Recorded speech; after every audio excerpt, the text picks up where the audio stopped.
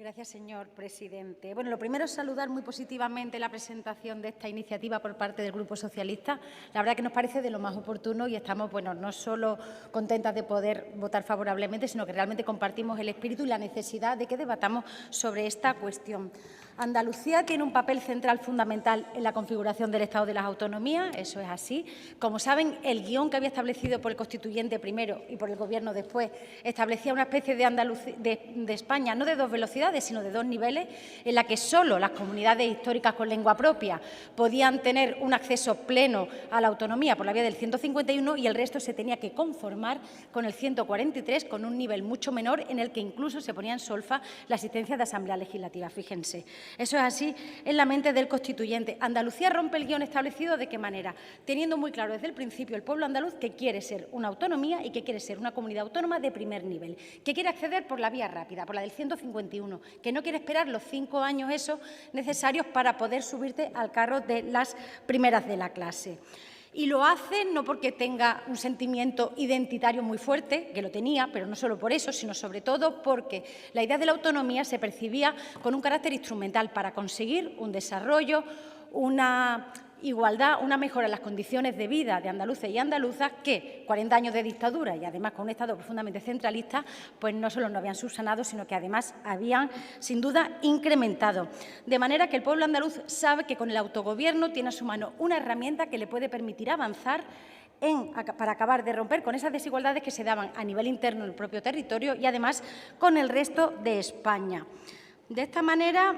la autonomía se conquista. Y yo creo que es de justicia reconocer que se han producido muchos avances y desarrollos del pueblo andaluz gracias al Estado de la Autonomía. Somos un Estado social básicamente gracias al Estado de la Autonomía. La sanidad pública, la educación pública que tanto defendemos se ha podido desarrollar, constituir, profundizar gracias al Estado de las Autonomías. En 2007 Andalucía vuelve a demostrar otra vez que juega un papel fundamental en esta configuración del Estado, dando un salto y aprobando, siendo de las primeras que aprueba un estatuto de segunda generación. También ha aludido a ello el portavoz del Partido Socialista. Y aprueba un estatuto que es de lo más novedoso en todos los ámbitos. En el ámbito institucional, por ejemplo, pues aprobando nuevos instrumentos normativos que daban más agilidad pues, a los poderes públicos a la hora de enfrentar y tratar de solucionar los problemas de la ciudadanía andaluza. Por ejemplo, pues la posibilidad de aprobar decretos ley, decretos legislativos, etcétera, que no estaba en el estatuto anterior. Pero sobre todo y lo más novedoso son las nuevas materias que se incluyen como derechos sociales y que requieren siempre de una ley de desarrollo, obviamente,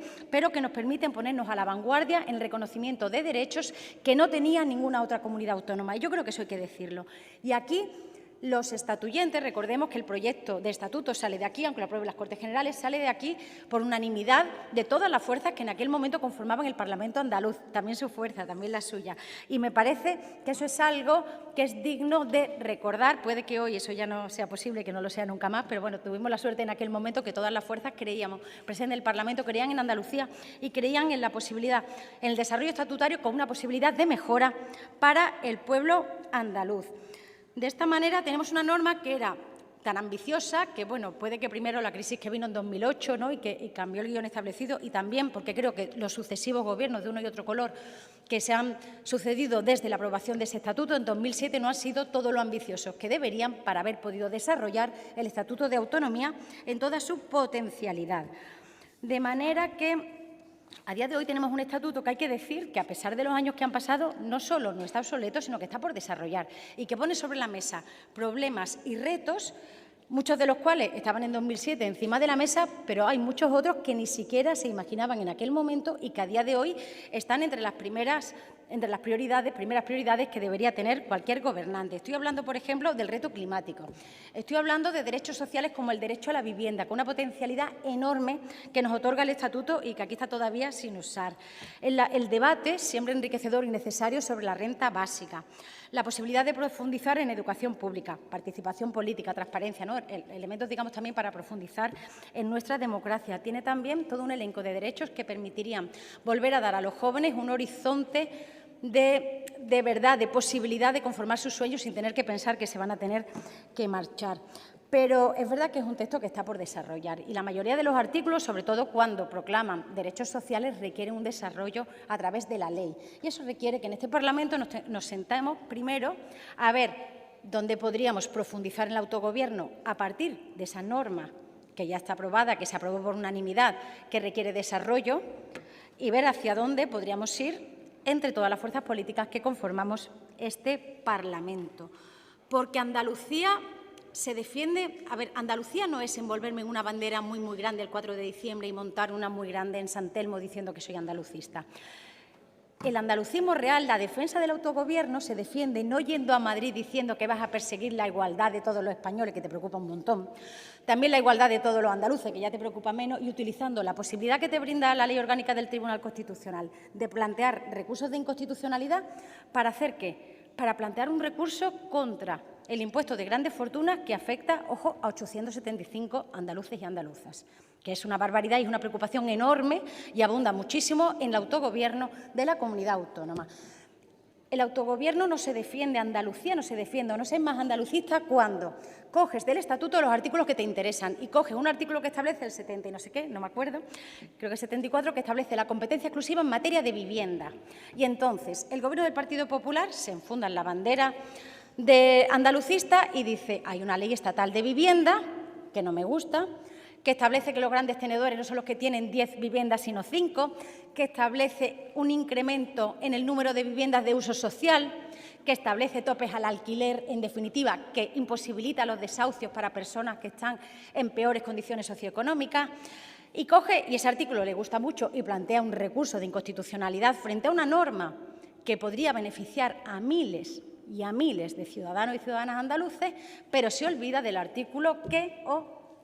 será una omisión, ya yo lo recuerdo, el artículo que establece el derecho a la vivienda, que es un derecho, obviamente, que requiere desarrollo por ley, para eso estamos aquí y a lo mejor sería el momento de hacerlo, y que está absolutamente inédito. Entonces, nos acordamos de la vivienda para ver que hay un artículo que sí, que establece una competencia, pero nos olvidamos de ese derecho que afectaría a tantos y tantos. En definitiva, el autogobierno no puede ser un elemento que se utiliza en Madrid para confrontar con el Gobierno central porque me interesa, porque le saco rédito, o un elemento que yo utilizo para abundar en la desigualdad que realmente llevo por bandera entre andaluces y andaluzas por un lado y entre andaluces y españoles. Miren,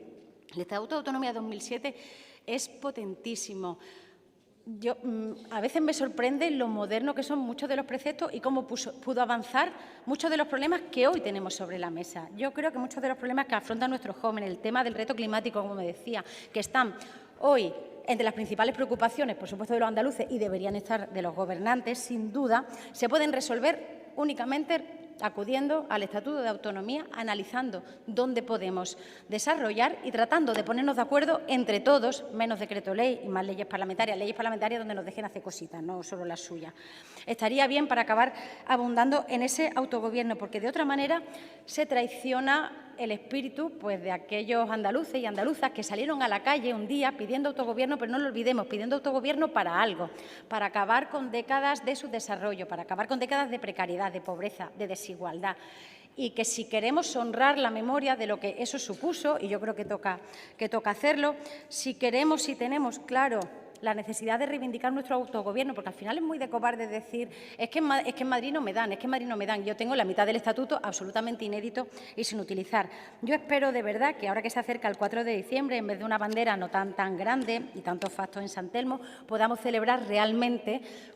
el Día de Andalucía, podamos celebrarlo analizando aquí todos los grupos parlamentarios cuáles son esos puntos del estatuto que faltan por desarrollar y tratando de mejorar, teniendo claro una cosa, el estatuto nos permitiría